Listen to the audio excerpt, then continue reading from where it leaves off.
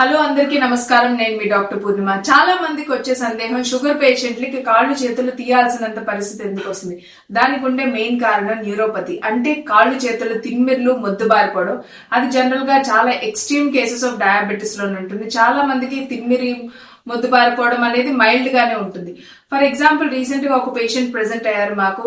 రథయాత్రకి వెళ్ళాక ఎండలో ఒక గంట సేపు చెప్పులు లేకుండా నడవడం వల్ల వచ్చిన ఇబ్బంది.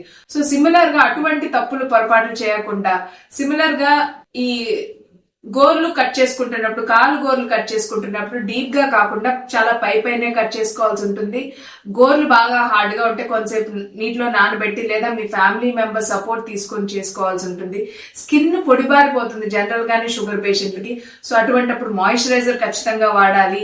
అండ్ కాళ్ళ కిందన ఎప్పటికప్పుడు మనం వంగి చూసుకునే పరిస్థితి లేనప్పుడు దాని కింద అద్దం పెట్టుకొని చూసుకోవడము, ఫ్యామిలీ సపోర్ట్ తీసుకొని చెక్ చేసుకోవడము. అంటే పగుళ్ళు ఆ చిన్న చిన్న పొరపాట్ల వల్లనే దాంట్లోంచి ఇన్ఫెక్షన్ స్ప్రెడ్ అయ్యి సెల్యులైటిస్ లేదా సివియర్ కండిషన్స్ లో నెక్రోటైజింగ్ ఫేషియటిస్ అలా వచ్చినప్పుడు మాత్రమే కాళ్ళు గోర్లు వేళ్లు తీయాల్సినంత పరిస్థితి ఏర్పడుతుంది.